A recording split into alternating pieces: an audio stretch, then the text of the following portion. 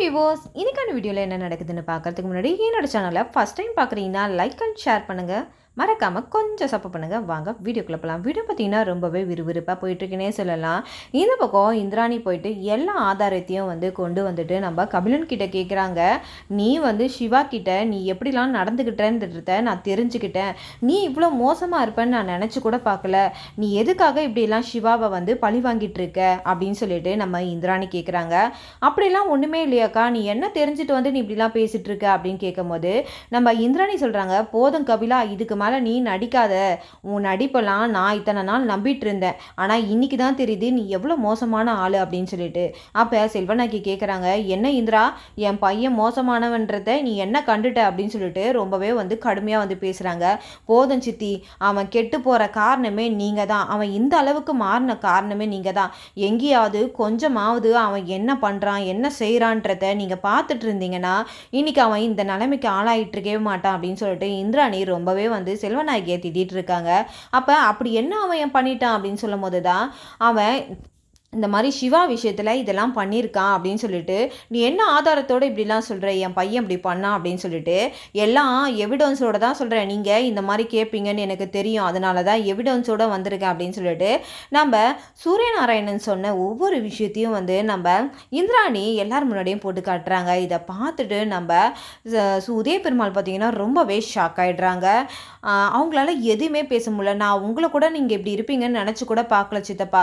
ஒரு பெத்த புள்ள எவ்வளோ கஷ்டப்பட்டான், நீங்கள் அப்பான்னு சொல்ல மாட்டிங்களா, என் புள்ளன்னு சொல்ல மாட்டிங்களான்னு சொல்லிட்டு அவன் எவ்வளோ கஷ்டப்பட்டான், இதுக்காக எவ்வளோ மெனக்கிட்டான். அவனை எல்லாருமே அவமானப்படுத்தும் போது கூட நீங்கள் அமைதியாக தான் இருந்தீங்க. ஆனால் எந்த ஒரு தகப்பனும் இப்படிலாம் இருக்கவே மாட்டாங்க. ஆனால் நீங்கள் கல் நெஞ்சக்காரனாக நீங்கள் இருந்திருக்கீங்க. ஆனால் எனக்கு எவ்வளோ கஷ்டமாக இருந்தது தெரியுமா, அவங்க வீட்டை விட்டு போகணும்னு சொல்லிட்டு நீங்கள் இந்த அளவுக்கு பண்ணிகிட்ருப்பீங்க நான் நினச்சி கூட பார்க்கல. எதுக்காக இப்படிலாம் பண்ணிகிட்ருக்கீங்க, இந்த சொத்துக்கு ஆசைப்பட்டா இந்த சொத்தில் ₹1 கூட நான் யாருக்குமே தரமாட்டேன். இது எல்லாமே நான் சுயமாக சம்பாரித்தது. யாருக்கும் ₹1 தருவேன்னு கூட நீங்கள் நினச்சி கூட பார்க்க முடியாது அப்படின்னு சொல்லிட்டு இந்திராணி ஒரு குண்டை தூக்கி போடுறாங்க. இதை பார்த்துட்டு உடனே நம்ம செல்வநாயகி மூஞ்செல்லாம் மாறி போயிட்டு, என்ன இந்திராணி இப்படிலாம் பேசிகிட்டு இருக்க, நாங்கள் சொத்துக்கு ஆசைப்பட்டா கூட நாங்கள் இத்தனை நாள் இருக்கோம், நீ என்ன இப்படிலாம் பேசிட்டு இருக்க அதுக்காக அப்படின்னு சொல்லிட்டு உடனே நம்ம செல்வநாயகி நடிக்க ஆரம்பிச்சிடறாங்க. இந்த பக்கம் ரித்திகாவுக்குமே ஒன்றுமே புரியல. ஏன் கபிலா இப்படிலாம் பண்ணன்னு சொல்லிட்டு உடனே ஒரு நாடகத்தை அந்த இடத்துல ஆரம்பிக்கிறாங்க. அப்போதான் நம்ம உதய பெருமாள் சொல்கிறாங்க, நான் மறைக்கணுன்றதுக்காக மறைக்கலாமா, நான் எத்தனையோ வாட்டி சொல்ல ட்ரை பண்ணேன். ஆனால் இவங்க தான் நான் சொல்லக்கூடாது, நீ அப்படி சொன்னீன்னா நான் எதனா பண்ணிப்பேன்னு சொல்லிட்டு செல்வநாயகி தான் என்னை தடுத்துட்டா. ஆனால் எனக்கு ரொம்பவே கஷ்டமாக இருந்ததுமா, என் பிள்ளைன்றதை என்னால் இந்த வெளி உலகத்துக்கு முன்னாடி சொல்ல முடியலையா அப்படின்னு சொல்லிட்டு. ஆனால் நான் மனசார அப்படி பண்ணலை இந்திராணி அப்படின்னு சொல்லிட்டு நம்ம இந்திராணி கிட்ட நம்ம உதய பெருமாள் மனசார மன்னிப்பு கேட்குறாங்க. இதெல்லாம் பார்த்துட்டு இப்படிலாம் இருக்கீங்களே, நீங்களாம் மனுஷனுங்களா, கொஞ்சம் கூட நீங்கள் ஒரு ஈவு இறக்கமே இல்லாமல் ஒரு அப்பாவிகளை வெளியில் துரத்திட்டீங்களே அப்படின்னு சொல்லிட்டு நம்ம இந்திராணி நம்ம ஹைல சிவாக்காக சப்போர்ட் பண்ணி பேசிகிட்டு இருக்காங்க. இந்த பக்கம் பாவை அழுதுகிட்டே வராங்க. அழுதுகிட்டே வந்ததுக்கப்புறம் கேட்குறாங்க, எதுக்காக பாவை நீ அழுவுற அப்படின்னு சொல்லிட்டு கேட்கும்போது பொன்னி சொல்கிறாங்க, இந்த மாதிரி அயலி அண்ணியை நான் ஃபோன் பண்ணி வர வச்சேன். அப்போ அம்மாவும் அண்ணியும் சேர்ந்து அயலி அண்ணியை வெளியில் துரத்திட்டாங்க அப்படின்னு சொல்கிறாங்க. இந்த பக்கம் அவங்க வெளியில் துரத்துனதுக்கப்புறம் கூட அயலி அண்ணி பாவை கிட்ட மாடியில் பேசிகிட்டு இருக்கும்போது அப்போ அண்ணியும் அம்மாவும் வந்துட்டு நம்ம பாவையை பிடிச்சி இழுத்துட்டு மிரட்டினாங்க. அதனால பாவை ரொம்பவே கஷ்டத்தோடு அப்படியே அழுதுகிட்டே இருக்கானே, நான் எவ்வளோ சொன்னேன் ஆனால் இவ கேட்கவே இல்லை அப்படின்னு சொல்லிட்டு இந்த பக்கம் நம்ம பொண்ணு எல்லா விஷயத்தையும் சொல்லிடுறாங்க. இந்த மாதிரி இவங்க எல்லாருமே அயலி அண்ணியும் சிவானனும் வெளியில் போனதுக்கப்புறம் இவங்க டான்ஸ் ஆடிட்டு என்ஜாய் பண்ணிட்டு இருக்காங்க அப்படின்னு சொல்லிட்டு எல்லா விஷயத்தையும் சொல்லிடுறாங்க. இதை கேட்டுட்டு நம்ம இந்திராணி ரொம்பவே அதிர்ச்சி ஆயிடுறாங்க.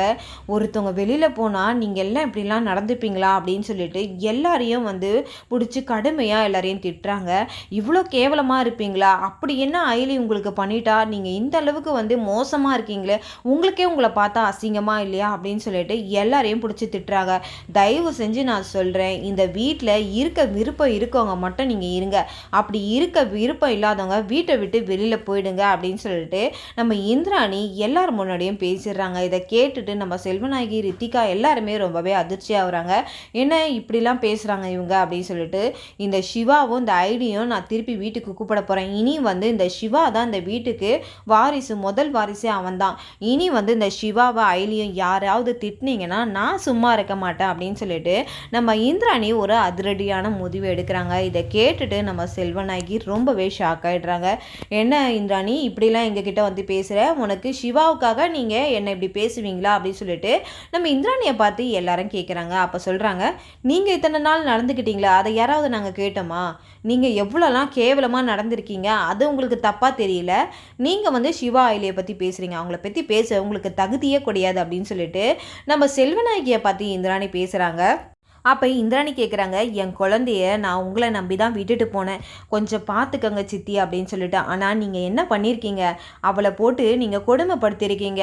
உங்களை நம்பி என் குழந்தைய நான் விட்டுட்டு போனால் நீங்கள் என்ன பண்ணுவீங்க? நாளைக்கே அவளுக்கு எதனா ஒன்று ஆச்சுன்னா நீங்கள் இப்படி தானே அசால்ட்டாக சொல்லுவீங்க.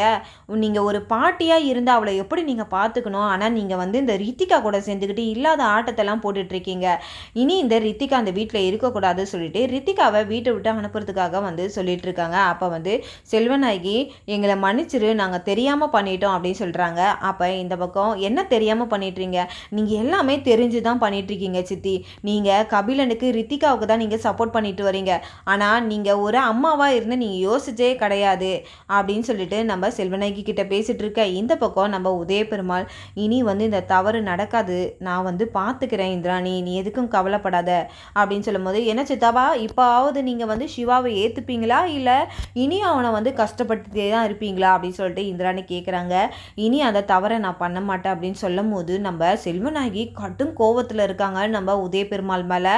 என்ன அப்படின்னு சொல்லிட்டு கண்ணை பார்க்குறாங்க நம்ம உதயபெருமாள். இதுக்கெல்லாம் இனிமேல் பயப்படுற ஆளே கிடையாதுங்க, ஏன்னா நம்ம இந்திராணி அந்த அளவுக்கு சப்போர்ட்டிவாக இருப்பாங்க. இந்த பக்கம் பார்த்தீங்கன்னா ஐலி பார்த்தீங்கன்னா அகிலாண்டீஸ்வரியை பார்க்குறதுக்காக போகிறாங்க. அங்கே பார்த்தீங்கன்னா அகிலாண்டீஸ்வரியோட உயிருக்கு ஆபத்து ஏற்பட்டது. இதனால் இதை பார்த்த நம்ம ஐலி ரொம்பவே ஷாக் ஆகிடுறாங்க. அதுவும் இல்லாமல் அகிலாண்டீஸ்வரி அங்கே போனதுக்கப்புறம் அவங்க ஸ்டாஃப் கிட்ட சொல்கிறாங்க, இது என் பொண்ணு அப்படின்னு சொல்லும் போது அந்த இடத்துல ஐலிக்கு ரொம்பவே வந்து ஒரு மாதிரி வந்து சந்தோஷமாகிடுது. என்னையும் வந்து பொண்ணுன்னு இவங்க சொல்கிறாங்களே அப்படின்னு சொல்லிட்டு ரொம்ப அவங்க அம்மாவோட ஞாபகம் அந்த இடத்துல வந்துடுது. அப்போ தான் அகிலாண்டீஸ்வரியை ஒரு அடியாட்கள் வந்து மிரட்டிட்டு இருக்காங்க. அவங்க கையில் இருக்க ஒரு பொருளை வச்சு நம்ம அகிலாண்டீஸ்வரியோட நெத்தியில் வச்சு, நீ மட்டும் இதுக்கு ஒத்துக்கலைன்னா நாங்கள் கண்டிப்பாக உன்னோட கதையை நாங்கள் முடிச்சிருவோம் அப்படின்னு சொல்கிறாங்க. அதுக்கு ஐலி சொல்கிறாங்க, உன்னால் முடிஞ்சால் அவங்க கதையை முடிச்சு காட்டு அப்படின்னு சொல்லிட்டு இந்த பக்கம் வந்து ஐலி வந்து சும்மா மாசாக என்ட்ரி கொடுத்து அங்கே இருக்கிறவங்கள வந்து நம்ம அகிலாண்டீஸ்வரியை காப்பாற்றிட்டு அங்கே இருக்கிறவங்கள வந்து போலீஸ்லேயும் ஒப்படைச்சிடுறாங்க. இந்த பக்கம் நம்ம அகிலாண்டீஸ்வரி கேட்குறாங்க, நீ என்ன வேலை செய்கிற, நீயும் சிவாவும் என்ன வேலை செய்கிறீங்க அப்படின்னு கேட்குறாங்க. ஆனால் வந்து அந்த இடத்துல ஒரு காரணத்துக்காக நம்ம ஐலி போலீஸ்ன்றதவே வந்து நம்ம அகிலாண்டீஸ்வரி கிட்ட மறைச்சிடுறாங்க. அப்போ தான் நீங்கள் என்ன வேலை செய்கிறீங்கன்னு கேட்கும்போது நாங்கள் ஒரு டீச்சராக இருக்கோம் அப்படின்னு சொல்லிட்டு அந்த இடத்துல அகிலாண்டீஸ்வரி கிட்ட சொல்லிடுறாங்க. இனி பார்த்தீங்கன்னா இதோட இந்த வீடியோ முடியுது. நாளைக்கான வீடியோவில் என்ன நடக்குதுன்னு பார்க்குறதுக்கு முன்னாடி என்னோட ரிவ்யூ உங்களுக்கு பிடிச்சிருந்தா மறக்காமல் உங்களோட கமெண்ட்களை என்னோட கமெண்ட் பாக்ஸில் தெரிவிங்க. வீடியோ பார்த்துட்டு இருக்கவங்க எல்லாருமே என்னோட சேனலுக்கு சப்போர்ட் பண்ணுங்கள். தேங்க்யூ.